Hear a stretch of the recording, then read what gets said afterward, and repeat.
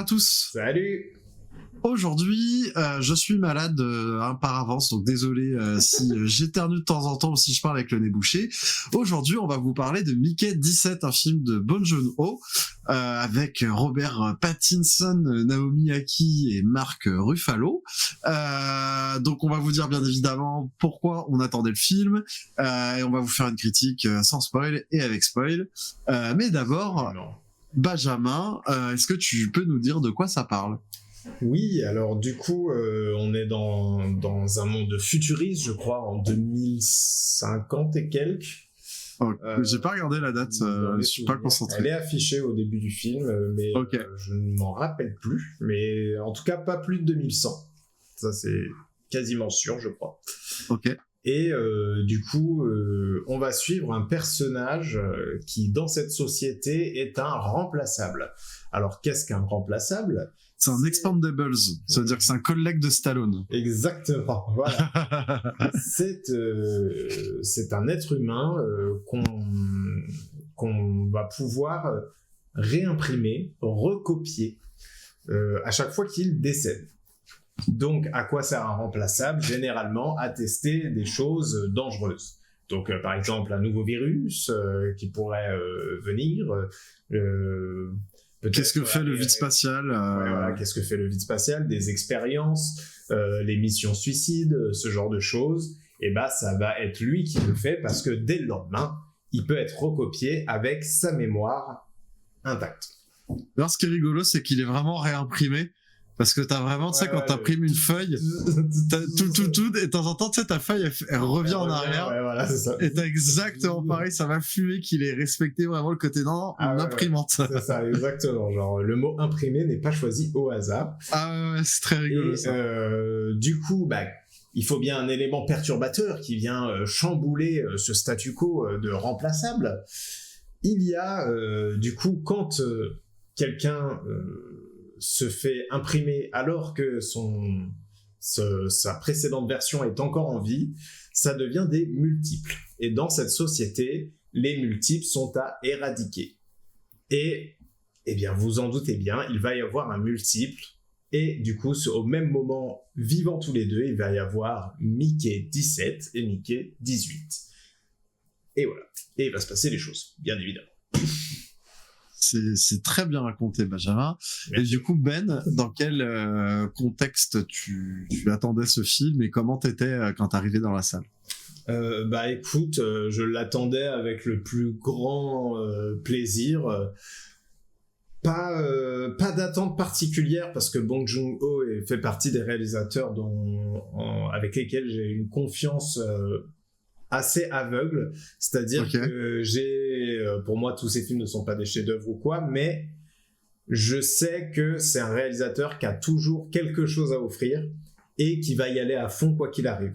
Donc je sais que je vais voir un film d'auteur qui en plus a le sens du divertissement, qui a le sens de la mise en scène, il sait faire un film quoi. Et donc du coup moi, j'y vais avec grand plaisir. En plus, là, on a Robert Pattinson à l'affiche. Et de ce que je savais, c'était un film de SF. Donc moi, un film de SF par Bong Joon-ho avec Robert Pattinson à l'affiche, j'avais pas besoin de grand-chose de plus pour être totalement content et avoir hâte de le voir. Puis surtout qu'il s'est fait vraiment beaucoup attendre, le film. Donc disons que au bout d'un moment, j'étais quand même... il y avait quand même une forme de joie quand je suis arrivé dans cette salle pour enfin voir le film. Ok, ça marche. Et toi, Maxime, quel est ton contexte avec ce film ? Alors, moi, c'est un peu différent, parce que de Bong Joon-ho, je n'ai vu que son tout premier film, et j'ai vu le tout dernier, qui était Parasite. Et en fait, Parasite, il y avait quelque chose qui m'avait étrangement perturbé. C'est-à-dire que je trouvais tout ce qui était l'aspect de mise en scène, et vraiment d'outils cinématographiques, quoi. Très très bien fait, très très fin.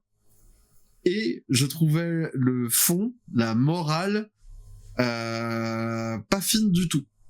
Et je trouvais que l'association d'un fond aussi grossier et d'une forme aussi fine n'allait pas ensemble du tout.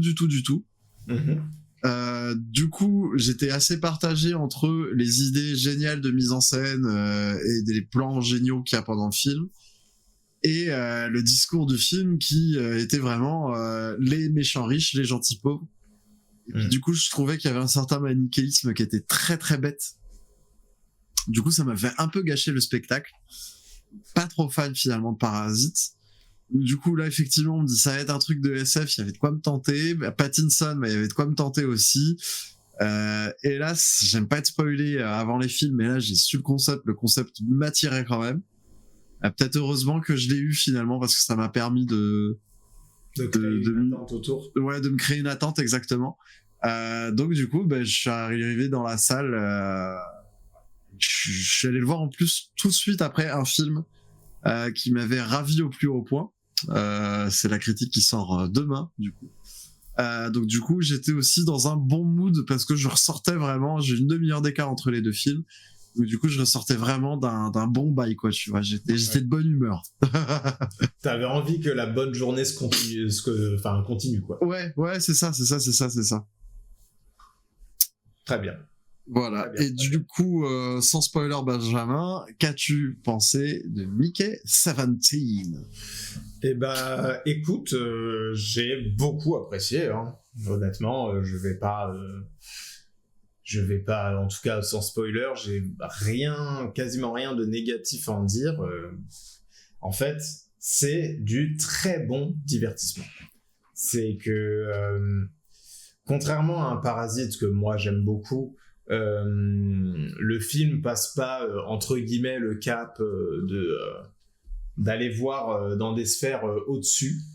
Il veut rester un divertissement et il le fait, mais tellement bien. Genre, pour moi, c'est le deluxe du divertissement.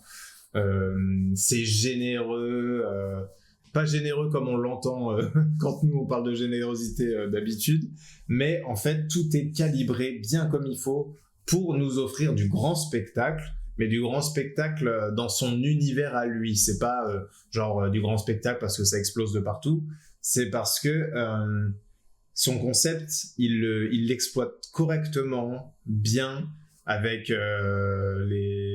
des bons chemins de réflexion, je trouve aussi, pour justement le dévoiler et le déployer, puisque bon, avec cette base, en fait, tu peux faire 1 milliard de films finalement, différents, et je trouve qu'il choisit exactement là où il faut aller pour raconter ce qu'il a à raconter, parce que malgré que ce soit un divertissement de très grande qualité, le film est très loin d'être dénué de fond. Il y a un fond très intéressant, surtout quand on sait que il a fait ce film à Hollywood, parce que Bong Joon-ho est un réalisateur coréen. Et du coup, il a été appelé à Hollywood après Parasite pour faire un film, et c'est ce film-là qu'il a décidé de faire. Et quand tu regardes le film, bon, tu peux pas t'empêcher de penser qu'il a lancé des petites crottes de nez à droite à gauche, hein. L'Amérique, je suis pas certain qu'il kiffe ça à 200%, hein. Il y a des petites, des petits problèmes à signaler, je pense. En tout cas, c'est ce que nous dit le film, j'ai l'impression. Mais voilà, pour ce premier tour, quel plaisir. Et toi, Maxime? Moi j'ai beaucoup aimé aussi, bien que le film, je vais tout de suite en fait dire ce que j'ai pas aimé dans le film. Ouais. Ce que j'ai pas aimé dans le film, c'est le manichéisme. Donc le manichéisme, c'est quand on a les gentils d'un côté et les méchants de l'autre, qui ferait passer Star Wars pour une œuvre avec tout teinté de gris, quoi. Donc, du coup, c'est vraiment Bong Joon-ho, quoi. Ah ouais, mais c'est dingue. Il est vraiment en mode, hey, je suis pas là pour trier les lentilles. Eux, c'est des fils de pute, et nous, on va les défoncer à la fin. Mais non, mais c'est ça. Et je pense que j'ai pas vu même des films, même un épisode de Pat Patrouille est moins manichéen parce que les méchants sont moins méchants que ça, quoi. Tu vois. Salut Fringal, ça fait plaisir de te voir là. Et pour l'instant, on spoil pas, mais on va spoiler un peu après, mais on préviendra. On préviendra, t'inquiète pas, ouais. Salut Fringal. Et je suis malade, donc si tu me vois me moucher, éternuer, y a pas de souci, juste je coupe. Non, du coup voilà, donc ce que j'ai pas aimé moi, c'est ce manichéisme qu'encore une fois je trouve trop abusé. Après le reste du fond m'a moins gêné parce que le film est clairement satirique et tout est présenté comme une satire. Par exemple, il y a pas de héros, il y a pas de personnage appréciable, il y a personne en qui tu vas t'attacher. Si seulement il y a un personnage où tu vas te dire ah tiens ouais pourquoi pas, lui il m'a l'air plus sympa que les autres. Il y a un moment dans le film où tu vas te rendre compte qu'il est aussi débile que le reste. Donc ça aide parce qu'au final les gentils sont aussi bêtes que les méchants. C'est juste que les méchants sont bêtes et méchants et que les gentils sont bêtes et gentils. Mais c'est vrai qu'il y a un côté idiocratie en mieux quoi dans le film qui fonctionne plutôt bien. L'humour marche bien. Et aussi, voilà, moi, faut savoir que j'aime la SF d'espace, j'aime la SF d'exploration, j'aime quand on rencontre des nouvelles civilisations, des nouvelles planètes et tout ça, des nouveaux écosystèmes. Donc, il y a aussi tout ce pan-là du film que j'ai beaucoup aimé. Entre le concept même de la copie de Robert Pattinson et de comment ça marche, je trouvais ça super ludique. Et aussi, il y a une histoire de conquête spatiale. Ils vont arriver sur une planète et tout ce qui concerne la planète, c'est du petit caviar pour moi. J'étais assez loin pour un film comme ça, tu vois. Parce que, en fait, je trouve qu'il avait limite pas besoin, vous inquiétez pas, c'est pas du spoil, hein, mais il avait pas besoin d'autant développer, finalement, les êtres de cette planète. Et je trouve qu'il le fait assez bien, genre, c'est ni trop ni pas assez. En mode, t'en sais assez pour quand même t'imaginer tout ça. Et en même temps, ça vient pas parasiter le reste du film, tu vois. Merci. C'est marrant. Non, parce que le réalisateur, il a fait un film, il s'appelait Parasite avant, du coup, c'est super drôle. Ouais, Maxime. C'est super drôle, Benjamin. Putain, mais c'est super d'expliquer mes blagues. Merci. Non, mais voilà, en tout cas, c'était un très bon point. Et l'humour aussi, je suis complètement d'accord. Le film est quand même très drôle. Et moi, l'humour a super bien marché sur moi. Et surtout parce qu'il est porté par un casting quand même de fou. Carrément. Qui fait fonctionner aussi, qui a vraiment, je trouve, sa part de responsabilité dans le fait que le film fonctionne, tu vois. Ah, mais le casting est vraiment aux petits oignons, et je pense qu'il faut parler quand même du cast le plus surprenant là-dedans. C'est celui de Mark Ruffalo. On a plutôt l'habitude de voir dans des rôles de mecs sérieux, qui jouent souvent des intellectuels, celui qui joue Hulk dans les Avengers, hein, par exemple. Absolument. Il joue souvent des journalistes, des intellos, un flic. Il joue toujours un mec qui est dans la réflexion, qui va prendre du recul. Le type de rôle Ruffalo, c'est vraiment je réfléchis, je prends du recul sur la situation. Tous les personnages vont parler, moi je vais parler une fois, ce sera pour dire un truc intelligent. Donc voilà, ça c'est la persona type de Mark Ruffalo. Là il a pris Mark Ruffalo pour faire, tu prends Elon Musk, tu prends Donald Trump, tu fais un mélange où la fusion des deux se tirerait encore plus vers le bas. C'est-à-dire, c'est pas une fusion, ce serait une soustraction de Trump moins Elon Musk, et t'obtiens ce Mark Ruffalo là, et il y a des fois qui cabotine complètement, hein. On est clairement sur du cabotinage en règle. Mais c'est une direction, une direction d'acteur. Hein. Et tu sens qu'il y a des fois, il tente des trucs et que lui-même ne sait pas trop, et je vois trop pour que je joue en mode vas-y. C'est ça qu'on voilà. C'est ça qu'on et sa femme est jouée par Toni Collette, qui est pareil, en roue libre, mais peut-être encore pire que Ruffalo, quoi. Ouais. Et les deux forment un couple de débiles, mais ils sont vraiment trop bien. Et d'horribles personnes, vraiment incroyables. Surtout. Et t'as vraiment envie de les voir mourir, hein. Toni Collette, mais quelle actrice, hein. Franchement, à chaque fois que je la vois, je me dis, mais waouh, mais quelle actrice de dingue. Et voilà, et tout le casting est vraiment investi là-dedans.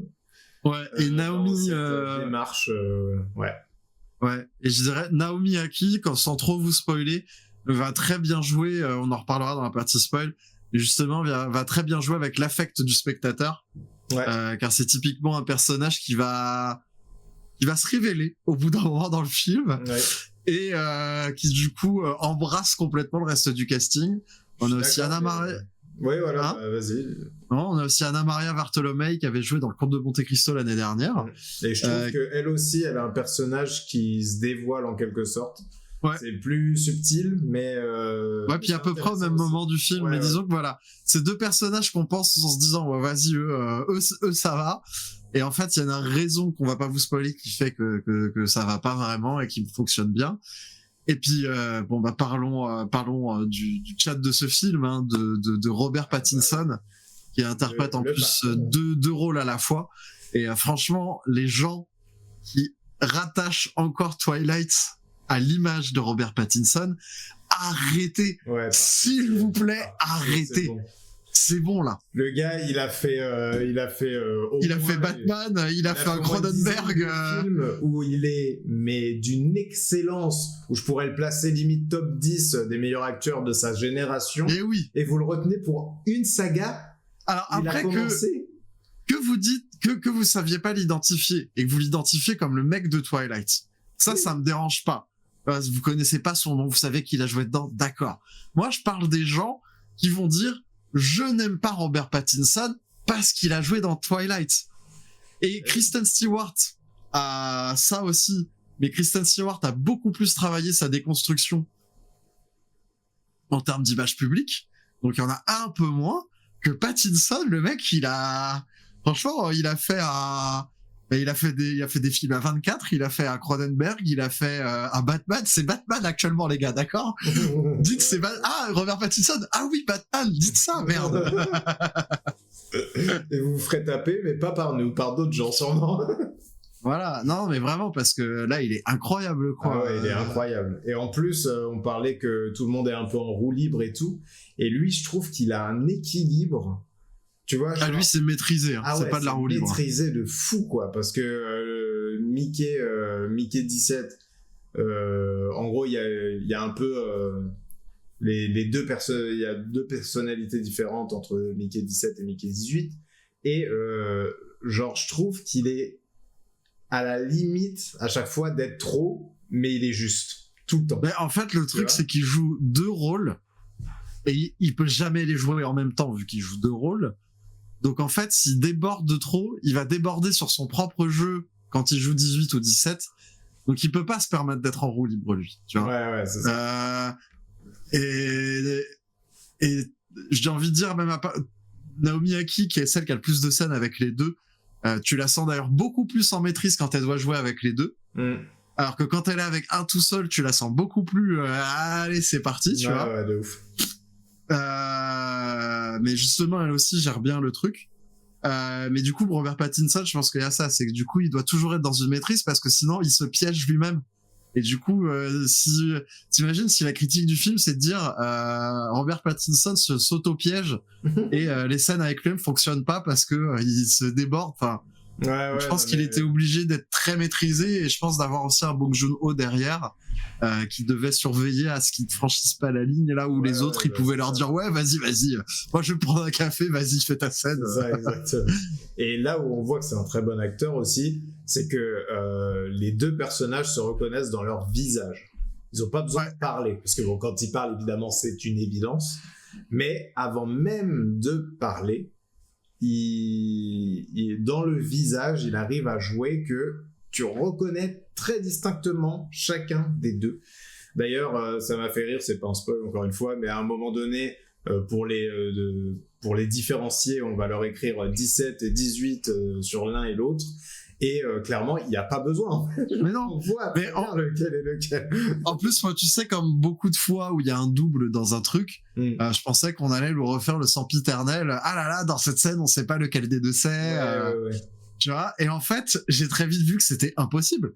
Parce que ce soit de dos, de visage, d'attitude, même dans la démarche, c'est pas les mêmes. Donc après, nous, ça nous paraît incroyable parce que forcément, il fait ça sur le même film. Après, j'ai envie de dire, c'est le but d'un acteur quand même. Mais je pense qu'il y a très peu d'acteurs qui arrivent à ce point de modifier profondément tout leur jeu dans tout leur corps pour que ce soit aussi radicalement différent, quoi. Justement, prenons un Mark Ruffalo. Mark Ruffalo a toujours la même gestuelle, peu importe son rôle, quoi. Donc là, ça change un peu parce que, comme je vous ai dit, il fait quelque chose de très différent pour. Et il a des super fausses dents. Ah ouais. Non, puis il fait un truc avec sa bouche là, comme ça là. Ah ouais, horrible. C'est horrible. Ouais, un débile quoi. Donc, mais ouais, du coup, voilà, ouais, Robert Pattinson déjà en lice pour le Gaspard du meilleur acteur 2025. Ah bah, oui, clairement, franchement. Donc, j'y pensais même pas, mais oui. Ah non, moi j'y pense toujours un peu au Gaspard tout au long de l'année. Donc clairement, le premier nominé d'office à part Wallace et Gromit, c'est clairement Mickey 17. Et encore une fois aussi, on voit que c'est un film de Bong Joon-ho, donc on a parlé, voilà, notamment dans les thématiques, bien évidemment, où il lâche pas le morceau, hein, encore une fois.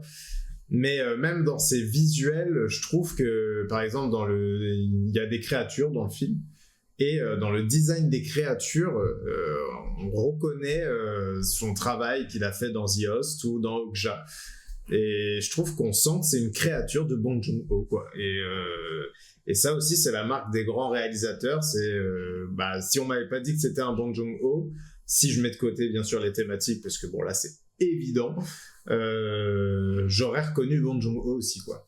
Et il a réussi à faire ça en étant produit par un énorme studio américain, donc respect. Tu sens que pour le coup, il s'est servi de l'Oscar pour avoir son truc à dire, parce que clairement. Le film est produit par Warner, et bien qu'historiquement Warner c'est un peu la boîte de prod hollywoodienne qui laisse de la place à ses auteurs. Depuis quelques temps, c'est un peu moins le cas. Ça a beaucoup changé depuis à peu près Zack Snyder et surtout le rachat par Discovery, mais c'est une autre histoire. Là, j'ai l'impression que Bong Joon-ho a quand même réussi à faire son film. Je pense que ça s'est pas fait sans douleur parce qu'il a dû imposer plein de trucs. Et d'ailleurs, je pense que si le film a été décalé par rapport à sa sortie prévue en janvier, c'est parce qu'il embête, pour être poli, tellement le monde des Oscars, le monde d'Hollywood et tout, que le sortir avant les Oscars, il aurait pas été nommé. Et du coup, les gens se seraient dit, tiens, c'est marrant, Bong Joon-ho, pas aux Oscars. Donc du coup, on le sort la semaine pile après les Oscars, comme ça, pas d'embête. Il a bien le temps de se faire oublier pour les Oscars de l'année prochaine. Exactement. Et je pense que la volonté est là, parce que de janvier à mars, le film n'a pas été modifié. Quand on sait toute la chaîne de production que ça nécessite un film, c'est pas ce décalage-là qui te permet de faire 2-3 retouches d'effets spéciaux, mais pas plus, quoi. Ah oui, donc c'est un report de calendrier, c'est sûr. Ah oui, c'est un report purement commercial, quoi, mais pas dans le sens propre du terme, quoi, pas péjoratif. Exactement. Et en vrai, c'est intéressant parce que ils font ça de cette manière-là, mais en plus de ça, je pense que clairement, Bong Joon-ho ne visait en aucun cas les Oscars ou je ne sais pas quoi à ce moment. Ah oui, il en avait rien à faire. Parce que je peux vous dire que c'est un film qui ne sera pas nommé aux Oscars, qui n'a pas envie de l'être, et franchement, il y a aucune chance. Même Robert Pattinson qui sort sûrement une des prestats de l'année, on prend un peu d'avance. Ouais. Jamais de la vie il se fera nommer pour ce rôle. Non, puis le film en plus s'amuse à prendre à contre-pied les codes des Oscars, parce que si vous avez suivi toutes nos vidéos sur les pronos César Oscar, on a parlé de formules, on a de films, de méta et de films qu'on ont l'habitude d'être formatés d'une manière ou d'une autre pour gagner un prix. Là, le film se joue réellement de ces codes-là, et dès que tu crois qu'il va en faire, finalement, il en fait pas, et finalement, il retombe systématiquement dans le divertissement potage pour être sûr de pas plaire au public des Césars et des Oscars. Ah, c'est clair. Non, c'est très marrant comme il est en contre-pied de Parasite sur beaucoup de points. Même quand on peut avoir des petites pointes d'émotion, des moments un peu émouvants ou un peu jolis ou poétiques, il y a toujours un truc pour te ramener, te refoutre le nez dans la merde. Il y a toujours un truc qui te ramène sur terre en mode poète, on est là pour rigoler quand même. Mais en bien, mais parce que c'est bien fait. Oui, parce que ça te casse jamais l'attention. Non, le problème de faire de l'humour dans des moments dramatiques, c'est que tu peux casser l'attention ou la renforcer. Là, pour le coup, il arrive à la renforcer. Marvel, en fait. Ouais, voilà, Marvel, par exemple, il la casse, tu vois. Ouais. Alors que, je recite toujours la même, mais Stargate SG1, qui maîtrisait avec brio je fais une blague et ça remet une pression supplémentaire sur la tension qui était déjà initiale. Mm-hmm. Au final, il servait des blagues pour tendre la situation un maximum. Absolument. Et là, on est à peu près dans ce même procédé-là. Ouais. Donc et puis niveau émotion, on a quand même pas que le rire.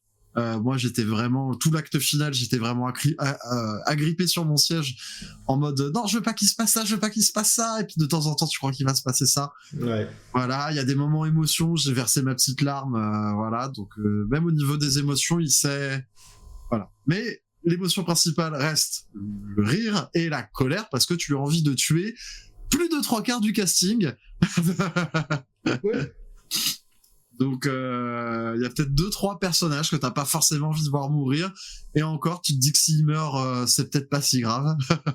Ouais, non, moi, il y en a où ça va. J'étais OK avec eux. Mais, en fait, où leur méchanceté m'amusait. Où c'était rigolo. On en parlera en spoiler. Mais, alors qu'il y en a d'autres, même si elle est drôle, ils sont beaucoup trop méchants pour... que t'aies envie de quoi que ce soit de bien pour eux, quoi. Exactement. Ouais. Voilà.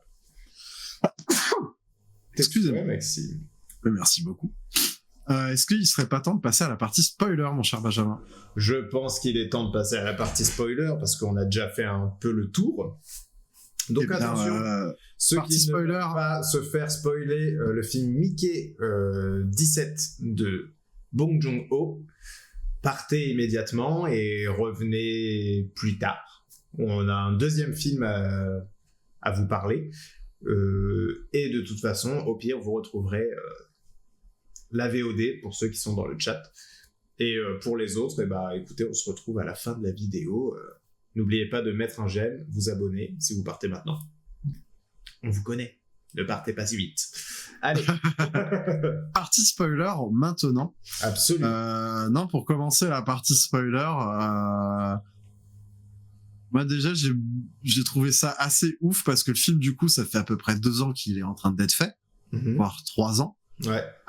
On vit une actualité actuelle, actuellement assez rocambolesque avec notamment 2 figures qui sont Donald Trump et Elon Musk. À l'époque où le film a été conçu, on n'aurait pas pu prévoir l'alliance des deux et l'impact politique que ces 2 personnes auraient en même temps. Et pourtant, il y a ce personnage de Mark Ruffalo qui est le parfait mélange des deux. Je pense que factuellement, il l'a écrit en mélangeant ces 2 personnages-là, parce qu'il y a à la fois le côté pionnier de l'espace et à la fois le côté politicien complètement con. Ouais. Et puis en plus, Mark Ruffalo a des espèces de mimiques de Trump. Ouais. Je rajouterais même, pourquoi pas aussi, parce que comme il gère une entreprise, ce mec, qui est plus ou moins une secte, limite, en plus, il y a des fois où en mode, il dit oui, de notre secte, de notre église, oui. Église, machin. Et limite, en fait, ça peut aussi être un directeur de boîte de prod, parce que je trouve qu'on peut aussi faire le parallèle avec Hollywood au-delà de l'Amérique en elle-même, quoi. Ouais, complètement. Mais du coup, voilà, je trouve ça assez ouf à quel point le film rentre tout pile dans l'actualité de maintenant, aujourd'hui, là, le mercredi même où il est sorti. Ouais. Alors que ça fait 3 ans qu'il est conçu pour... Et finalement, s'il était sorti il y a 1 an comme c'était prévu, ça aurait pas encore eu l'impact. Et s'il était sorti en janvier, ça aurait pas encore eu l'impact non plus, quoi. Ouais. Et là, il est tout pile dans l'actualité et c'est assez ouf. Il y a autant de prédictions justes, en fait, finalement. Ça se trouve, c'est peut-être pour ça qu'ils l'ont repoussé en janvier. Hein. Ils se sont dit, bon, peut-être que notre nouveau président va faire quelques dingueries, on devrait peut-être le sortir un petit peu plus tard, non? Donc, mais ça, c'était ce qu'il y avait de plus ouf. Et puis, on vous parlait aussi des personnages qui se révèlent. Ouais. Moi, Naomi Aki et Anna Maria Bartolomé, pendant tout le film, j'étais là en mode, mais elles sont normales, c'est bizarre, c'est les 2 personnages qui n'ont pas l'air stupides, qui n'ont rien de réellement détestable, elles sont même plutôt attachantes et tout. Ouais. Et à partir du moment où Mickey 17 et 18 sont vifs tous les 2, et que tu te rends compte que l'autre est encore en deuil de sa petite amie et veut directement coucher avec Mickey, et t'es là, tu fais c'est non, en fait. Ami. Bon, ouais, c'est ça. C'est bizarre, mais je trouve que on a l'impression qu'elle a déjà des vues sur lui avant qu'elle meure, l'autre. Alors oui, mais moi, j'ai eu cette impression en tout cas. Oui, j'ai eu cette impression-là. Elle en a clairement. il y a un plan qui te le dit et tout, Ouais. machin, mais c'est peut-être pas le bon moment, en fait, quoi. C'est l'enchaînement dans la conversation où littéralement elle te dit je suis en deuil, j'arrête pas de penser à la mort de ma meuf, Mais elle est genre j'arrive pas à triste. passer à Elle est côté. triste, elle a besoin Et d'être dans la consolée, seconde, Maxime. et dans la seconde même, elle est en mode, allez, vas-y, c'est parti. Au fait, vous êtes en couple libre, non? En plus, le mec est en couple. Enfin, y a rien qui va, Ouais. quoi. Et après, du coup, il retrouve enfin sa meuf qui est jouée par Naomi Yaki, qui est en mode, oh putain, trop bien, j'en ai 2. Et là, tu te dis, ah, d'accord, ok. Ouais. Ok, c'est bon, ils sont tous Et comme ça dans le puis, vaisseau, en fait. Moi, tu vois, à la limite, c'est marrant parce que ça m'a pas plus choqué que ça, le fait qu'elle veuille le serrer après avoir parlé de sa meilleure pote, là. Moi, perso, ça va. Ça m'a pas choqué. Moi, c'est plutôt après, quand elle va voir Naomi Aki et qu'elle lui fait bah vas-y, on partage, moi je prends 17, toi tu prends 18 et tout. Genre en mode vas-y, le mec, c'est un. Ouais, au final, même les deux le considèrent, parce que du coup, tout le problème est là. C'est que du coup, le mec, à partir du moment où il a accepté d'être expandable, tout le monde va le considérer comme un bout de viande et plus personne ne le respecte. Exactement, ça c'est un gros sujet du film aussi. À part Naomi Aki, parce que bien évidemment, on est chez Bong Joon-ho, hein, donc la classe ouvrière, la manière dont elle est maltraitée par le capitalisme, Absolument. Jusqu'où le capitalisme serait prêt à aller pour écraser et presser comme des citrons la classe ouvrière. Tout ça, on y va à fond, et alors à fond. Absolument. Et c'est pas subtil pour dessous, mais c'est plutôt bien traité. Surtout que finalement le Mickey 17 est du début jusqu'à la fin du film une victime du capitalisme, vu que de base il est endetté, qu'il a des problèmes d'argent, que pour résoudre ses problèmes d'argent il va faire ça, et qu'au final c'est en voulant fuir le capitalisme qu'il se retrouve de plus en plus écrasé par lui. Ouais. Pour parler aussi d'une vraie enflure qu'on n'a même pas abordée encore, c'est le personnage de Steven Yeun aussi. Je crois qu'il est pire que Ruffalo. Et il est pire que Ruffalo en vrai, lui. Hein. Et c'est marrant parce que, pareil, on n'a pas vraiment l'habitude de voir ce gars-là en enflure totale. Ouais. Il y avait un personnage un peu douteux dans Nope de Jordan Peele, par exemple. Ouais, mais il restait trouble. Oui, voilà, c'est ça. Là, c'est vraiment une enflure de première. Mais t'es gentil, hein, mec, avec le mot enflure. Hein. Depuis tout à l'heure, je t'entends dire enflure. Je me dis, mais il est beaucoup trop gentil. Ouais. Et Mordure, c'est encore trop respectueux pour ce type. Quoi. Ah oui, non, mais je suis d'accord. Du coup, c'est vrai que quand il lui fait son discours, non, mais t'es mon meilleur ami, non, mais machin, et que juste après, il fait, bon, de toute façon, bute lequel, là, c'est un violon même, quoi. Elle a tête chiale et tout, et après, la meuf, elle lui dit, mais arrête de chialer, là, et tout. Ouais, bon, alors, du coup, on fait lequel? Incroyable, vraiment trop marrant. Personnage très drôle aussi, en vrai, encore une fois. Ouais, je pense que c'est lui que t'as le plus envie de voir mourir. Ah oui, clairement. Clairement, lui. Et puis, que dire en spoiler après, les petites créatures, moi, je trouve ça marrant qu'il ait voulu les... Excusez-moi pour l'état dans lequel je fais ce live. Non, je disais, c'est marrant quand même le fait que on parte sur une identification et une personnification des individus du côté de cette race extraterrestre. Ouais.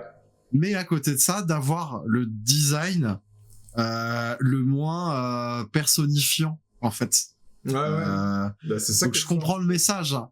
Oui, je comprends le message, hein, parce que du coup, c'est la masse, donc c'est le prolétariat qui ne forme qu'un, mais qui entre eux s'identifie. Finalement, pour toi, ça a l'air d'être une masse, mais pour eux, ce sont des individualités. Donc, je comprends parfaitement le sujet, mais je trouve que ça aurait été justement l'occasion de faire quand même des petites traces d'individualité dans chacun des extraterrestres. Parce que finalement... moi, je trouve que le message serait tellement moins fort si c'était le cas. Ouais, mais en fait, le truc, c'est que du coup, les extraterrestres qu'on n'identifie pas, je sais pas si t'as vu la dernière vidéo du Fossoyeur de film, mais non, peut-être parce que je l'ai vu il y a pas longtemps que j'étais branché là-dessus, c'est que c'est vrai que la masse d'extraterrestres non identifiables, parce que justement, ils se ressemblent tous, c'est la norme, en fait. Et du coup, quitte à faire quelque chose d'original, on aurait pu chercher quelque chose d'autrement original aussi. Après, ça fonctionne très bien comme ça, mais du coup, ça m'a un peu interrogé quand même. Ah ouais, moi je trouve que je suis pas d'accord parce que justement ça marche tellement bien avec ce qu'il y a à dire que pour moi, bah justement ça fonctionne là-dessus. Et en plus, c'est pas des sujets que j'ai souvent vu amener avec une race extraterrestre et tout. Non, mais ça c'est vrai. On n'est pas beaucoup. Mais du coup, pour moi, l'originalité est donc là, en fait. Et il y avait besoin de les rendre, eux, originaux, tu vois. Non, après, même si c'est pas traité par le même prisme, ça reste quand même l'idée des extraterrestres de Starship Troopers, hein, globalement. Cette masse de créatures dégueulasses qu'on veut tuer et qu'au final, c'est pas eux les méchants, quoi. C'est juste que là, on va rentrer plus dans un forme de développement de civilisation. C'est encore plus... Bah, ils ont quelque chose, quoi, en fait. Et puis vu que tous les personnages... Parce que ça fait longtemps que j'ai pas vu Starship Troopers, mais ils sont pas du tout personnalisés, les créatures. Ça reste des arachnides, quoi, entre guillemets. Ouais, si, tu sens bien qu'il y a quand même des... Ah, ok, je me rappelle plus. En fait, tu sens juste que t'as des soldats, des reines, que t'as une organisation un peu comme les insectes, quoi, tu vois. Ok, ouais. Tu sens qu'il y a quand même un bout de civilisation parce qu'il y a des galeries, parce qu'il y en a des plus gros, des plus petits, des machins, tu vois. Mais c'est juste assez pour faire passer le message du film, encore une fois. Exactement, ok. Donc, bah, tu vois, je trouve que ce qu'il ajoute est suffisant pour me créer une sorte d'empathie et de volonté de les voir réussir aussi. Ouais, complètement. Le fait qu'il les sauvait aussi et tout. Enfin, tu vois, c'est intéressant. Non, mais en vrai, je suis d'accord avec toi que ça fonctionne très bien. C'est juste qu'on aurait pu pousser le truc encore un peu plus loin et le message aurait tout aussi bien marché. Et le fait que j'adore qu'on me présente des races extraterrestres m'aurait été d'autant plus comblé. Mais ça n'a rien d'objectif dans ce que j'avance là. Ouais. En plus objectivement, ce qui est marrant, c'est comment il parle aussi de l'idiotie de manière générale, ce film. Je pense même que c'est le sujet principal du film, c'est l'idiotie. Et à quel point personne se rend compte que les extraterrestres sont gentils. Et moi, au bout d'un moment, dans le film, j'étais là, je fais, mais vous allez vous rendre compte au bout d'un moment qu'ils ont sauvé Robert Pattinson, tu vois. Et même Robert Pattinson s'en rend même pas compte tellement qu'il est con. Ah oui, bah oui, ça c'est clair. Lui, il est vraiment en mode, ouais, mais je puais peut-être, ou je sais pas, je devais pas avoir bon goût. Ah, puis la voix qu'il fait. Ah ouais, non mais... C'est trop marrant. Ça, pareil, hein. Tu l'as vu en VO ? Non, j'ai vu en VF, mais au vu du timbre que prend le doubleur, je me doute bien que c'est un travail qui a été fait en VF. Vraiment, la voix qu'il a dans le film, c'est impressionnant pour l'avoir vu dans plein de films différents. C'est impressionnant la voix qu'il a et la prestation qu'il fait. Hein. Vraiment, je te conseille de regarder genre ne serait-ce que 2-3 scènes en VO, avec sa voix VO. Vraiment, c'est travail de fou malade. Non, mais tu sens qu'il a bossé son truc, quoi. Mais tu vois, limite le fait qu'il y ait ce truc Twilight qui lui colle à la peau, j'ai l'impression que ça le motive à... Tu vois, c'est genre presque tant mieux comme ça, il va sortir le fond de ses tripes. Après, peut-être que... Parce qu'en vrai, je me rends pas compte, mais ça se trouve, c'est étrangement très français comme truc, non ? De quoi ? Le fait de ramener Pattinson à Twilight. Non, parce que quand il a été annoncé en Batman, c'était... Ah oui. Comme chaque annonce de Batman, de toute façon, les gens trouvent toujours une raison c'est vrai, j'avoue. Pour dire que c'est nul, mais c'était international. Et même quand je regarde sur des forums ou sur des réseaux sociaux anglais, toujours le problème avec Pattinson. C'est vrai qu'il y a quand même des gens qui n'ont toujours pas vu le Batman avec lui parce qu'il joue dedans, quoi. Ah oui, non mais je sais, hein. C'est fou, hein. C'est fou. Surtout qu'il a juste joué un rôle, quoi, tu vois, enfin... Des mecs et des acteurs qui ont eu des rôles pitoyables en début de carrière et qui s'en sont sortis. Mais c'est l'histoire de tous les acteurs, c'est la norme. Mais bien sûr. Ça y est, parce qu'il a été dans une saga à succès. Franchement, les gars, pitié, arrêtez, c'est bon, quoi. Et en plus, comme il y en a où c'est plus rare qu'ils deviennent aussi bons acteurs. Hein. Parce que, encore une fois, je répète, hein, pour moi, c'est dans le top 10 de sa génération, hein, Robert Pattinson. Hein. Ah oui, ouais, peut-être même 5, hein, clairement. Peut-être même 5. Hein. Avec c'est très haut placé, Pattinson.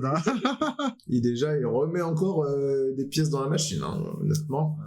Mais sinon, pour se recentrer sur le film, moi, ce que j'ai trouvé assez dingue, c'est le nombre de thématiques abordées, en fait. Et c'est ça, pour moi, qui a sauvé le truc par rapport à Parasite. C'est que là où Parasite, c'était un sujet, une morale, un dispositif pour te présenter ce sujet, cette morale. C'est-à-dire comment les riches se gavent et les pauvres n'ont rien, et te recréer une micro-société à l'intérieur d'une maison, tout ça, là. Ouais. Que là, en fait, il aborde tellement de sujets que le fait que ce soit simple m'a aidé à rentrer dedans aussi, parce que vu qu'il y en a beaucoup, c'est plus facile qu'ils soient simples pour qu'ils passent tous. Tu vois ce que je veux dire? Il parle de l'idiotie, il parle de qu'est-ce qui fait de nous des êtres humains, il parle de politique, il parle de religion, il parle aussi du spécisme et du fait de manger ou pas telle ou telle créature. Un gros film de vegan. Hein. Et la scène du repas d'ailleurs. Ah ouais. Mais qu'est-ce que j'ai ri. Mais qu'est-ce que c'était drôle. Oh là là. Quand il commence à faire la prière, ensuite il parle, ensuite il fredonne, et après il chante, il danse. J'étais là, mais qu'est-ce qui se passe?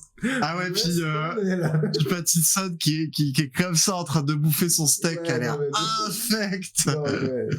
Waouh! Vraiment, cette scène, peut-être dans les meilleures scènes pour les Gaspard. La poilade. Ouh, la poilade. Ah oui, la poilade, franchement... je crois que je peux dire d'office qui sera nommé. Parce que franchement, je suis vraiment marré pour le coup. Ouais, pareil. Mais j'étais le seul à me marrer dans ma salle. Moi, il y avait pas... Moi aussi, les gens étaient un peu éteints. Moi, j'ai l'impression qu'il y a des films, si les gens ne rentrent pas en se disant « je vois une comédie », ils vont pas penser à rigoler. Je suis d'accord. Et j'ai remarqué ça pour plein de... pour l'autre film, et l'autre film, ça va faire un peu pareil, mais j'en reparlerai tout à l'heure. Mais ouais, j'ai l'impression que si les gens rentrent pas en disant « je vais rigoler, voir une comédie », bah du coup, s'il y a des blagues devant, ils vont être en mode « ah non, je suis désolé, pas comédie, pas prévu de rigoler. Hein. » Ouais, non mais c'est ça. Surtout que là, en plus, tu comprends, mais dès les premières minutes, que tu vas rigoler.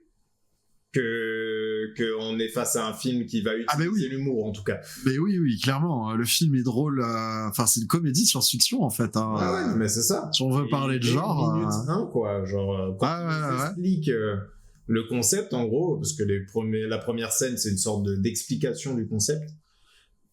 Bah... c'est déjà drôle, quoi. C'est déjà drôle, direct. Hein, puis même dès que...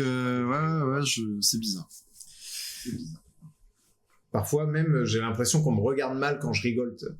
Ouais, mais surtout qu'en plus, moi, je me gêne pas pour rigoler bruyamment. Tu vois, enfin, je rigole pas aux éclats et je gâche pas la séance des autres, tu vois. Mais juste mon rire, on l'entend, quoi, tu vois. Ouais, quand ça dépend des fois, mais oui, on l'entend aussi.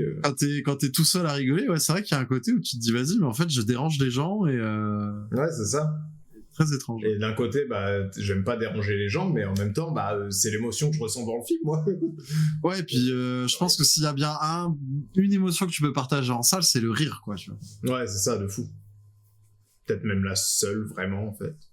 Bah oui. Où tu partages vraiment avec les autres spectateurs, quoi. Tu vois, à la limite, un peu de stupeur dans certains films d'horreur, tu vois, quand il y a un jumpscare, quoi, mais... Les cris d'effroi.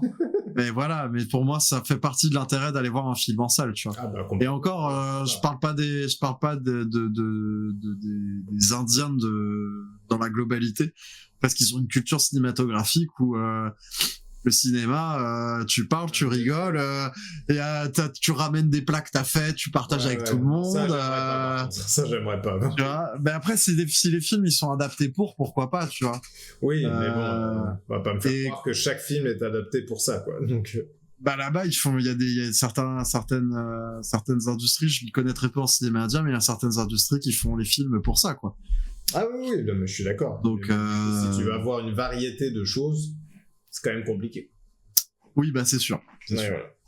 Donc voilà. Bon, c'est beaucoup égaré, mais au moins vous connaissez nos avis sur plein d'autres choses que le film en lui-même. Ouais. Je sais pas si t'as des choses à ajouter. J'ai l'impression qu'on a un peu fait. Bah, j'avais mon petit bémol, mais vraiment en 2 minutes, j'ai pas envie de passer 15 ans là-dessus parce que c'est vraiment un petit bémol dans un film que j'ai vraiment kiffé.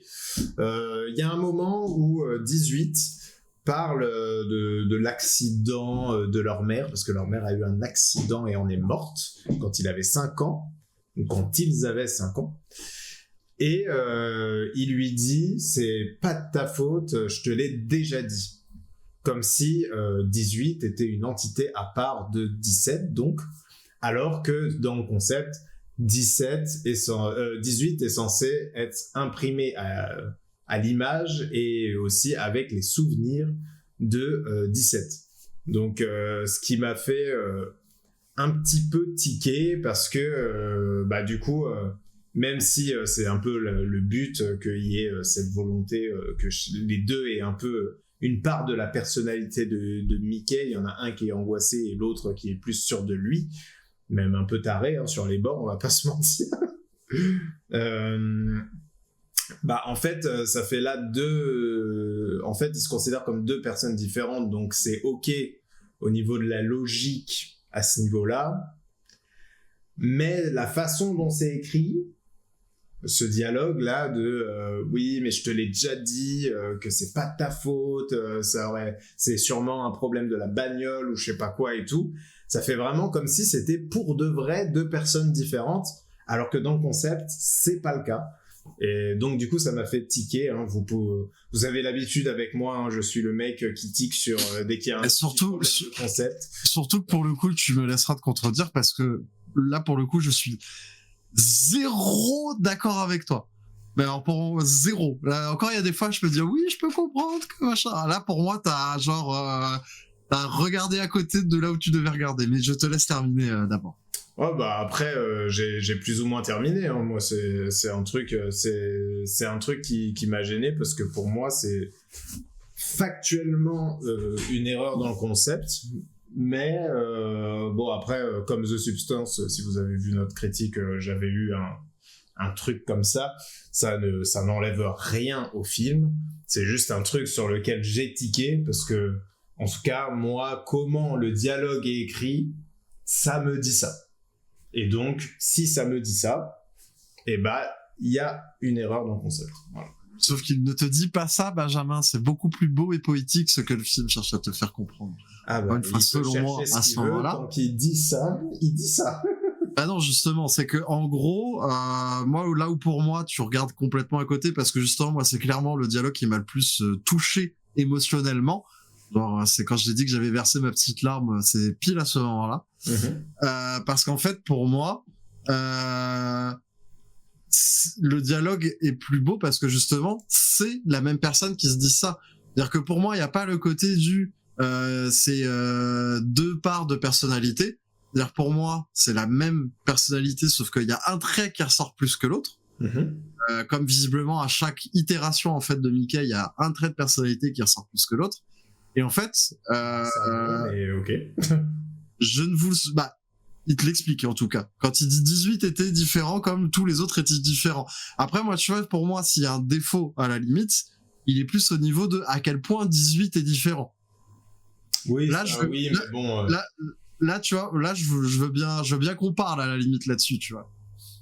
Parce qu'il y a aucune raison qu'il soit si différent. Si ce n'est qu'encore une fois, il a été imprimé alors que notre conscience existait encore, et que de manière un peu ésotérique, peut-être que la double conscience fait que celui qui est imprimé en multiple va être un peu différent de l'autre. Encore une fois, comme dans The Substance. En soi, c'est pas expliqué. Mais on peut pas. Et il n'y a pas de contradiction. Voilà. Et puis c'est un truc aussi qu'on découvre à ce moment-là. Même si du coup, ça crée un effet bizarre, je trouve. Mais voilà. Mais alors, et du coup, pour moi, à ce moment-là, c'est beau parce que quand on a des remords et qu'on a des regrets, mais des vrais remords et des vrais regrets, je souhaite que vous sachiez pas de quoi je parle, mais normalement, vous savez très bien de quoi je parle parce qu'on en a tous. Il y a une boucle de pensée infernale qui se crée en mode c'est de ma faute, et au bout d'un moment t'essaies de te rassurer, tu dis finalement non, c'est pas de ma faute, et tu rationalises le fait que ce soit pas de ta faute, t'arrives au stade où tu dis ok, c'est bon, c'est pas de ma faute, oui mais, et hop, tu replonges et tu remontes. Et pour moi, vu que 18 et 17 sont les mêmes personnes et du coup ils savent très bien ce qui se passe dans la tête l'un et l'autre en permanence, 18 voit très bien que celui qui se fait le plus de mourons et de remords pour cette histoire, c'est 17. Et déjà, lui s'en fait aussi. Hein. Intérieurement, les deux s'en font de la même manière. Bien sûr. Mais du coup, vu que c'est 17 qui aborde le sujet, et que c'est 17 qui est chétif comme ça, qui est tout courbé, qui subit réellement le remords, bah 18 prend le rôle prend le rôle de l'autre partie de la boucle du remords, quoi. Et du coup, quand il dit « je te l'ai déjà dit », c'est justement tous ces moments-là où quand il était lui-même et quand il était qu'une personne, il réaccédait à ce moment où il se dit « non mais en vrai, tu sais que c'est pas de ta faute », juste avant de retomber dans la boucle. Et en fait, c'est ça qui est trop beau pour moi à cette scène. Et c'est là où pour moi, c'est absolument pas une erreur. C'est là où, justement, une des autres thématiques du film qui est comment faire le deuil de quelque chose, comment accepter le remords, comment se racheter, parce que du coup, tout ce qui va suivre l'arc de 18 derrière va être autour de se racheter autour de cette histoire de bouton rouge. Et même 17 va avoir son arc à la fin du film pour rattraper et se racheter vis-à-vis l'appui de ce bouton rouge. Les deux vont réappuyer sur un bouton rouge. Et donc, du coup, cette scène-là, elle est là pour ramener le fait que, bah, on va les faire se racheter vis-à-vis de l'univers. Parce qu'à ce moment-là, justement, il dit, ouais, c'est une punition, c'est l'univers qui nous punit pour avoir appuyé sur ce bouton rouge. Donc, le film nous lance l'intrigue de, l'univers va les faire racheter leur faute vis-à-vis du bouton rouge. Ils vont tous les deux devoir appuyer sur un bouton rouge pour racheter leur péché. Donc du coup on expose ce dialogue là et du coup on a un dialogue intérieur en fait. On a un vrai dialogue intérieur d'un mec qui se parle à lui-même comme on pourrait avoir dans Mickey 17 mais aussi parce que dans Mickey 17 on a un dialogue intérieur mais le mec nous parle à nous spectateurs. Là je parle d'un dialogue intérieur comme on peut avoir je sais pas dans Trainspotting ou 90 de francs ou Fight Club par exemple. Et c'est juste que là le mec nous refait la boucle du c'est de ma faute, ah ouais mais non en fait c'est pas de ma faute, c'est de ma faute, ah ouais non c'est pas de ma faute, sauf que là vu qu'il y a deux personnages, il y en a un qui peut prendre le rôle de l'un et l'autre prendre le rôle de l'autre. C'est pour ça que je suis vraiment je comprends totalement ta réflexion et ce que je dis par contre ne retient rien à la beauté du moment, hein, pas du tout, mais pour moi en fait la façon dont le dialogue est écrit, je n'ai plus les lignes exactes, mais en tout cas la façon dont moi je l'ai ressenti, en fait ça laissait comme un goût de c'est factuel, tu sais, genre limite je m'attendais à un twist derrière en mode ah bah non c'est pas de sa faute si sa mère elle est morte, tu vois, genre en fait il le dit tellement comme une affirmation en mode mais c'est pas toi qui l'as tué, oui mais c'est comme ça que ça mais c'est comme ça que ça marche le remords. Ouais, mais non, enfin moi en tout cas ça m'a pas sonné comme ça quand tu ressens quand tu ressens le remords, parce qu'en plus à la fin il lui dit c'est une erreur de conception du véhicule, donc c'était pas de ta faute. Sous-entendu, appuyer sur le bouton rouge n'aurait pas dû tuer notre mère, tu vois. Oui.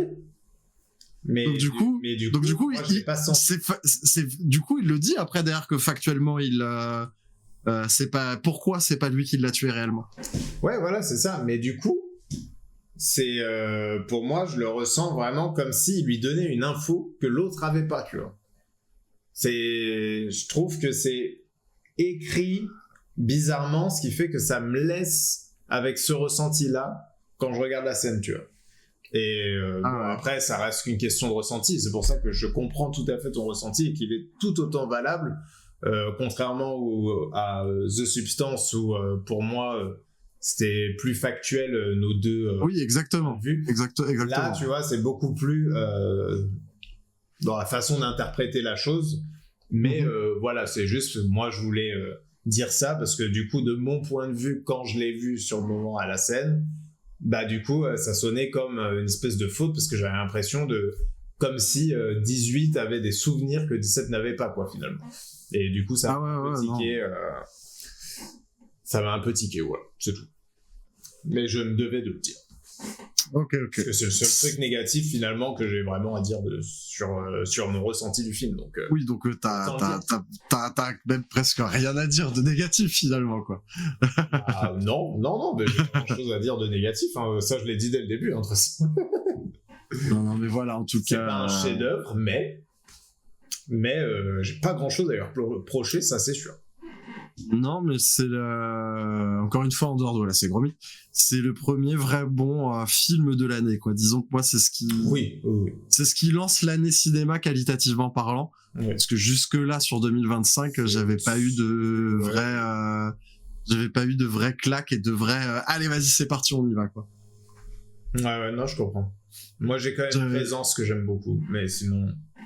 Ouais, moi, ça, même Brutalist, moi, que j'avais beaucoup aimé aussi. Ouais. N'a pas suffi à... Mickey 17 au-dessus de Brutalist. Oh. Et oui. Mickey 17 est top 2, du coup, pour le moment. Oh, voilà, c'est Gromit reste top 1, du coup. Bah, bien sûr, Benjamin. Mais qui va le détrôner? Qui va le détrôner? Bon, tranquille, il y a Akate Farzani, il y a Edgar Wright, il y a Yann Kounen. Il a une très forte année qui arrive. Ça m'étonnerait qu'il reste à sa place non plus toute l'année, hein. Déjà, il se fait gratter il y a une deuxième place là qui vient de se placer, qui risque d'y rester. Donc, ouais. Je pense que c'est deux films qui resteront dans le top 10. Très intéressant cette année. J'espère bien. J'espère aussi. Et qu'il n'y ait pas un flop 10 trop intéressant. Pour YouTube, on se retrouve demain du coup pour parler du Secret Keops. Pour Twitch, on se retrouve tout de suite après pour parler du Secret Keops. Exactement. Vous avez du coup ce qu'on a pensé de Mickey 17. Si vous avez sauté à la fin pour pas avoir notre avis avec spoil, j'espère que vous allez pouvoir aller voir le film et le découvrir. Si vous venez d'aller voir le film, j'espère qu'on a pu accompagner l'avis que vous vous êtes fait du film juste en sortant de la salle. Absolument. En tout cas, c'est très positif pour nous, ce Mickey 17. Absolument. Vive le space et le Planet Opera. Tout ce qu'on veut, tout ce qu'on aime, bien évidemment. Exactement. N'oubliez pas de mettre un petit j'aime, de vous abonner, de mettre un petit commentaire pour nous dire ce que vous avez pensé de Mickey 17. Ou bien de nous rejoindre le jeudi à 20h sur Twitch pour voir ces critiques en direct. Pour pouvoir en discuter avec nous directement sur la vidéo. Des choses qu'on vous épargne ici sur YouTube, mais du coup, quand vous venez sur le live, vous pouvez parler directement avec nous. C'est ce qu'on va faire juste après avec le chat là. Et écoutez, on se retrouve pour une prochaine vidéo, une prochaine critique ou autre chose de l'univers cinématographique qui nous entoure. Et Maxime, je te laisse conclure. Eh bien, n'oubliez pas que ce qu'on vient de dire sur Mickey 17 n'est que notre avis. Faites-vous le vôtre. Et ciao. Bye.